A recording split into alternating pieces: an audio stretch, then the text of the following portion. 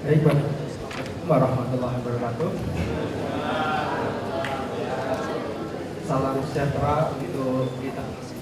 Ya, Bapak Ibu, ini waktunya mepet sekali.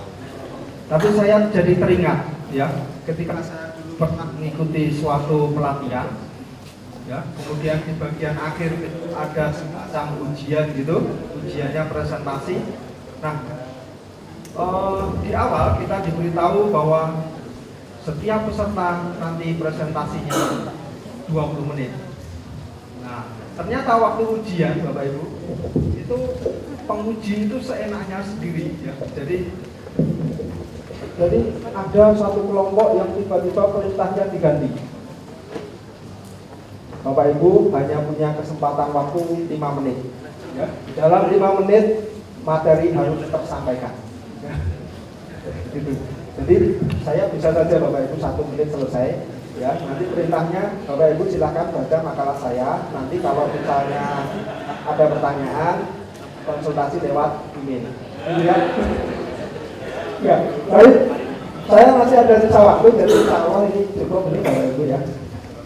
Singkat saja, ya. Oke. Nah, Bapak Ibu, kenapa saya angkat judul ini? Ini berdasarkan pengalaman ketika saya mendampingi Bapak Ibu selama proses diklat di TK, baik itu diklat secara offline maupun online, ya. Nah, kebetulan untuk kurikulum sekarang yang SMA itu materi irisan kerucut kembali muncul, ya, setelah sebelumnya sempat hilang, ya kan? Nah, sekarang muncul lagi. Maka di tahun 2014 itu saya menyisipkan materi tentang irisan kerucut sedikit saja, ya. Oke. Nah, kalau sekilas sebenarnya namanya irisan kerucut itu bukan barang baru Bapak Ibu, ya. Menakmus ini 300-an sebelum Masehi itu sudah sudah mengutak-utik yang namanya irisan kerucut.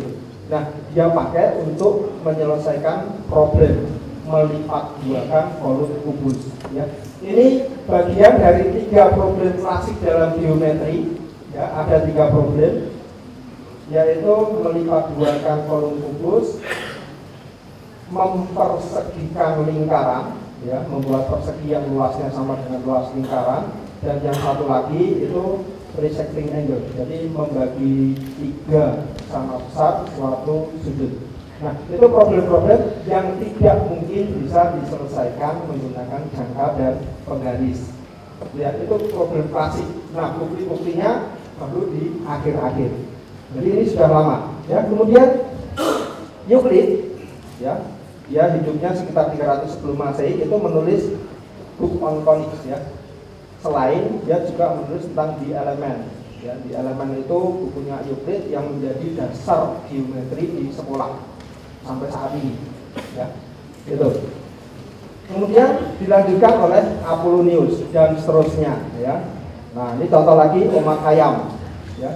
Dia juga sudah memanfaatkan kurva-kurva irisan kerucut untuk menyelesaikan problem-problem matematis, ya, secara geometri. Ini contohnya ini, ya. Oke, ini contohnya, ya. Jadi menyelesaikan problem ini, pendekatannya melalui dia buat parabola, dia buat setengah lingkaran. Nah, titik potongnya, nah inilah penyelesaian dari ini, ya. Ini Omar Khayyam. Nah, lanjut terus, tentunya ilmunya itu berkembang. Saya beri sedikit tentang aplikasi parabola, ya. Ini contoh di mana orang mencoba membuat pembangkit listrik tenaga matahari dengan konsep menggunakan prinsip-prinsip parabola, ya. Sifat-sifat parabola itu kalau ada sinar sejajar sumbu simetri maka akan dipantulkan melalui fokus. Nah, ini desainnya, kemudian bentuk yang sudah jadi mungkin seperti ini.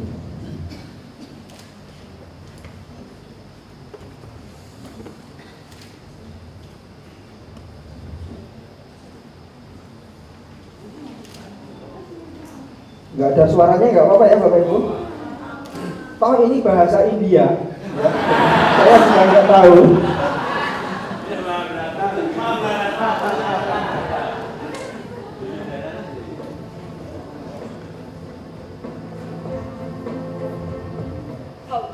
Andhra Pradesh సర్కార అనంతపురం జిల్లాలో సోలార్ విద్యుత్ ఉత్పాదನೆ ಮಾಡ್ತಾ ಇದ್ದಾರೆ. ಇದರ ಪ್ರಕಾರ ಮೊದಲು ಕೈಗೊಂಡಿದ್ದು ಅದು Oke, saya singkat saja. megawatt ಸೌರ ವಿದ್ಯುತ್. Nah ini Bapak Ibu ya, ini lengkungan parabola yang dibuat memanjang, mengarah ke sinar matahari sehingga pantulannya itu nanti mengarah ke fokus ini, ya. Dan ini dipakai untuk memanaskan sejenis cairan gitu, ya. Kemudian itu mendidihkan air, timbul uap. Nah uapnya dipakai untuk menggerakkan turbin, ya. Jadilah yang di India ini itu 50 megawatt, ya, pembangkit listrik tenaga matahari. Nah ini contohnya Bapak Ibu, contoh aplikasi dari parabola, ya. Sebenarnya Indonesia juga berpotensi Bapak Ibu, karena menurut ESDM, ya, potensi energi matahari di Indonesia itu ini 4,8 kilowatt jam per meter persegi, ya. Jadi setiap 1 meter persegi itu menerima energi matahari sebesar ini, ya. Cukup besar sebenarnya prospek untuk Indonesia, ya. Oke, elips, ya. Nah ini contoh aplikasi elips di dalam bidang kedokteran Bapak Ibu. Jadi sifat elips itu kalau ada sinar yang melalui fokus 1, maka oleh permukaan elips dipantulkan sehingga melalui fokus 2. Nah di bidang kedokteran, alat ini pertama kali dibuat tahun 84, ya. Itu dipakai untuk pemecah batu ginjal, ya.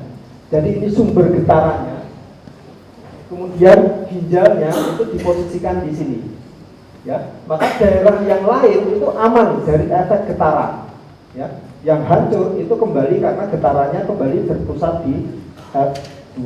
Itu aplikasi elipsnya, ya. Ini contohnya, ya. Oke, hiperbola sekarang. Ini contoh saja, ya. Nah ini ternyata dipakai di dunia militer Bapak Ibu. Sebelum Perang Dunia Pertama, metode ini sudah dikembangkan, ya. Jadi karena menggunakan definisi hiperbola, yaitu tempat kedudukan titik-titik yang selisih jaraknya terhadap 2 titik tertentu itu tetap, ya. Jadi kita ilustrasikan di sini Bapak Ibu. Kalau ada 3 pengamat A, B, C, kemudian mereka mendengar bunyi meriam musuh, ya. Nah tercatat di sini 3 lebih 1 menit, detik, ya, maaf, 1 detik, ini 4 detik kemudian ini 00, ya. Nah, oke. Maka ada selisih antara ini dan sini, 3 detik, kan? Nah, tempat-tempat yang selisih suaranya itu 3 detik, itu sumbernya adalah di sini. Itu memenuhi kurva hiperbola, ya. Kemudian satunya lagi bandingkan antara ini dengan ini. Nah, jadilah hiperbola yang ini. Nah, dari ini kemudian bisa ditentukan posisi musuhnya itu. Nah itu pemanfaatan hiperbola pada zaman dahulu, ya. Kalau sekarang sudah teknologi ini sudah sangat kuno, ya. Nah saya baca di Wikipedia, ya, ternyata metode ini sudah dikembangkan pertama kali oleh orang Rusia, yang mematenkan orang Jerman, ya, yang memproduksi alatnya orang Inggris, ya. Indonesia memakai. Enggak, sebelum memakai alatnya sudah ketinggalan zaman, ya. Memakai pun belum sempat, ya. Oke, nah prinsip ini juga dipakai di navigasi, ya. Nanti Bapak Ibu cari aja di Google, namanya LORAN, Long Range Navigation. Itu menggunakan prinsip hiperbola. Lebih canggih lagi itu digunakan di GPS, ya. Kita kan sudah sering kan menggunakan GPS. Nah itu sinyalnya dari satelit, ya. Tapi karena kita satelit itu posisinya di atas, maka hiperbolanya bukan hiperbola yang seperti ini, tapi hiperbola putaran. Ya. Jadi perlu setidaknya 4 satelit untuk menentukan koordinat suatu titik, ya, dengan GPS. Gitu. Nah, teknologinya hampir sama dengan ini semua, ya. Oke, nah sekarang kembali ke matematika SMA, ya. Ini muncul lagi, ini KD-nya. Nah, saya ingin menyoroti yang di bagian atas ini, menganalisis konsep sifat irisan kerucut, ya. Konsep sifat-sifat irisan kerucut, gitu ya. Fokusnya ke itu saja. Nah, ini Bapak Ibu, ini pertanyaan yang saya ajukan ke peserta diklat. Mungkin saya juga perlu mencoba untuk Bapak Ibu yang ada di sini, ya. Coba, kalau saya punya tabung diiris oleh bidang miring, maka bentuknya ini, betul? Setuju? Ya, jadi yang gambar 1 itu pasangannya adalah A. Sekarang, yang gambar 2 kerucut. Ini lingkarannya kalau dibuat makin ke atas makin kecil, ya. Kemudian diiris oleh bidang miring, ya. Oke, sekarang bentuk irisannya yang mana? Yang A atau yang B? Coba, siapa setuju A? Tunjuk jari, setuju A. Setuju B? Angkat tangan yang setuju B.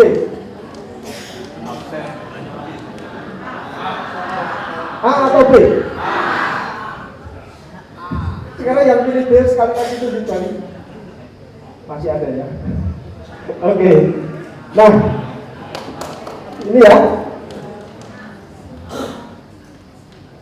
Nah, sekarang jawabannya.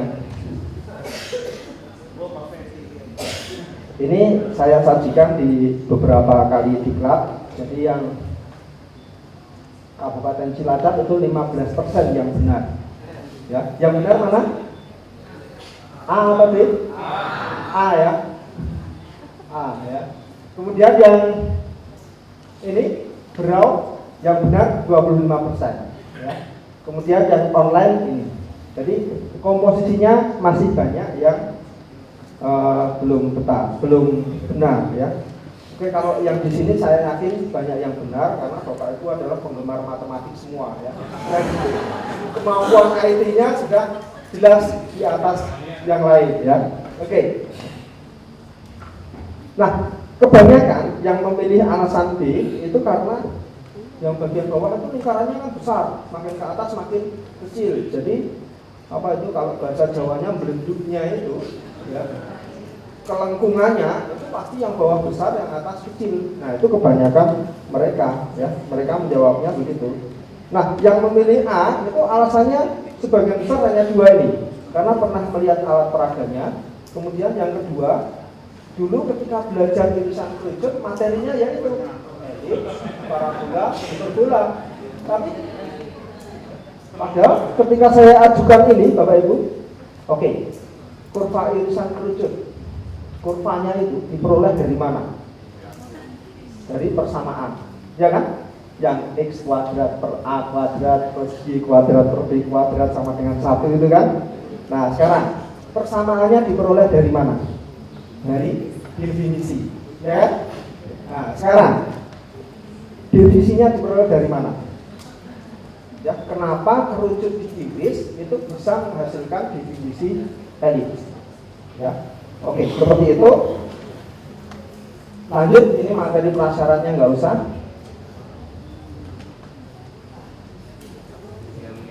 Tiga menit lagi ya. Pak Sigit mengirimkan saya angkanya 01 Bapak Ibu. Kalau saya balik kan jadi 10 ya. Oke, ya nggak apa-apa Pak Sigit. Terus oke, gini aja. Lanjut. Nah, di awal-awal dulu sebelum kemunculan GeoGebra 3 dimensi ya, saya memandu Bapak Ibu guru itu menggunakan LK yang gambarnya seperti ini. Ya. Nah, kalau saya gunakan seperti ini, ternyata waktu yang dibutuhkan untuk memahami materi itu sekitar 45 menit. Ya, 45 menit. Kesulitan yang dihadapi adalah membayangkan objeknya. Karena benda 3 dimensi, sementara tampilan di sini hanya 2 dimensi. Ya, itu kesulitannya. Nah, lewat saja ini. Nah, oke Bapak Ibu, dari aspek sejarahnya, nanti kita menurunkan definisi-definisi ini menggunakan bantuan bola-bola ini Bapak Ibu. Ya. Nah, bola ini dikenal dengan nama bola Dandelin, sesuai dengan nama penemunya ini, Kirk Dandelin, ya. Oke, lompat saja, ini agak.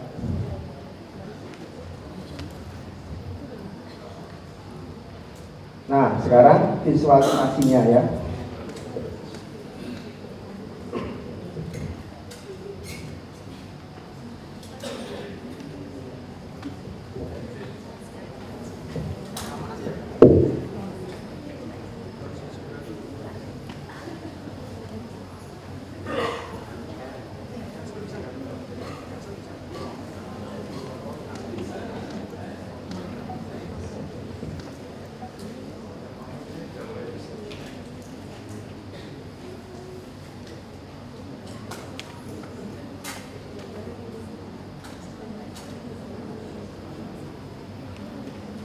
Oke, ini tampilannya Bapak Ibu.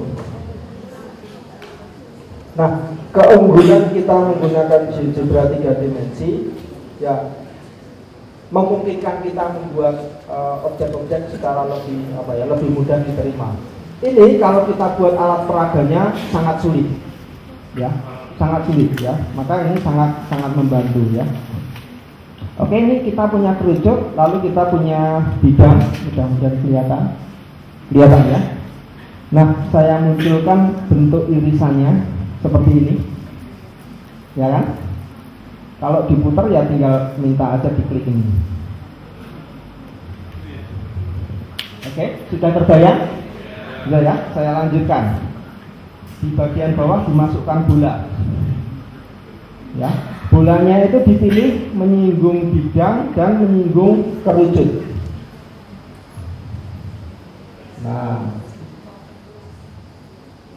Nah, menyinggung kerucutnya itu di lingkaran ini, ya lingkaran yang ini. Kemudian menyinggung bidangnya itu di titik ini. Ya. Terus begitu masukkan yang atas, ini sama. Nah, sekarang kita ambil sembarang titik di kurva, ya. Ambil sembarang titik. Oke, titiknya D, posisinya kurang bagus. Ya, ini bidangnya sudah tidak terpakai, saya sembunyikan saja. Ya, kemudian tarik garis OK. Nah, sekarang coba Bapak Ibu, panjang OD dengan OP ini bagaimana panjangnya? Itu garis singgung bola. Saya punya bola, kemudian garis singgung. Bagaimana panjangnya? Sama kan? Ya, sama. Sekarang OD dengan maaf, saya putar sedikit. Ya.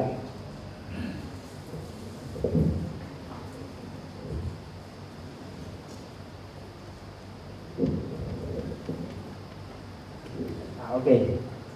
OE itu garis singgung bola terhadap bola yang atas. OQ itu juga garis singgung bola yang di atas. Ya. Kesimpulannya OE dengan OQ sama kan? Nah, sekarang kita lihat titik ini kita geser.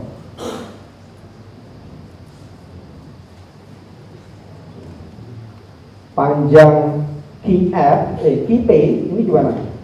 QP ya, ini ke sini. Itu kalau ini saya putar begini, panjangnya bagaimana nih Bapak Ibu? Tetap kan? Dia tidak berubah. Ya, panjangnya ini tetap ini, digeser kemanapun. Ya. Nah, padahal panjang ini sama saja panjang ini ditambah ini.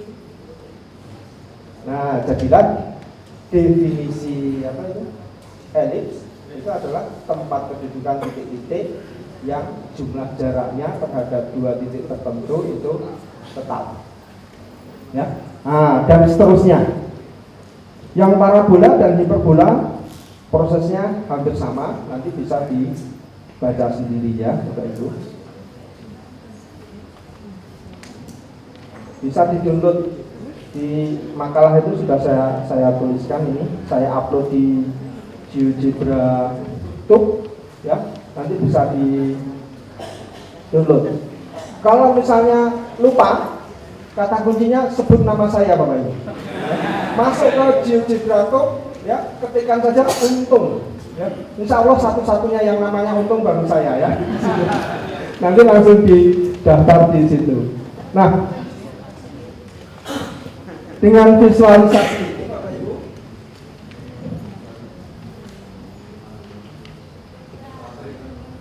nah ternyata bagi guru-guru peserta pelatihan itu sangat membantu Bapak Ibu ya. Komentarnya macam-macam, ini beberapa yang saya ambil ya, jadi menjadi lebih nyata ya, mudah diterima, mudah dipahami, dan juga menyingkat waktu ya. Itu hasil yang kami peroleh ya.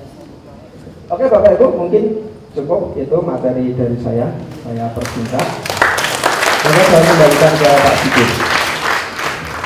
Baik, terima kasih kepada Pak Untung Trisna Hidayat, Untung Trisna Swati dan Pak Fajarul Hidayat ya, karena efek bisa juga. Nah, seperti yang mohon maaf, seperti yang saya sampaikan tadi, masih ada 2 penanya untuk termin ini, dan setelah 2 penanya ini adalah selesai. Untuk yang pertama kami sediakan untuk yang dari remote yang tidak ada di sini, dari Probolinggo, Sidra, Palangkaraya, Siliwangi, Batam, dan Pasuruan. Silakan, tekniknya gimana? Apakah ada Mas? Tidak ada? Oh, tidak ada. Baik, tidak ada. Kalau tidak ada, 1 pertanyaan dari ruangan ini, silakan. Ikhlas, ini tidak ada yang mau bertanya? 1 pertanyaan. Ya. 1, 2, 3, 4. Pas. Ya. Baik, kita berikan aplaus untuk Pak Untung dan baik, Bapak Ibu, demikian tampilan terakhir sesi ketiga dari seminar Jangan Lipat ini. Oleh karena hari ini sebenarnya masih banyak yang perlu kita gali di sini, tetapi karena memang hari Jumat di mana kita untuk mensegerakan dalam beribadah. Namun demikian masih ada, kalau ada perlu kontak sudah disampaikan Pak Untung, juga alamat email yang sudah ada di dalam makalah itu. Baik, sementara dari kami cukup sekian dan terima kasih. Mohon maaf, kita berikan aplaus untuk Pak Untung. Terima kasih.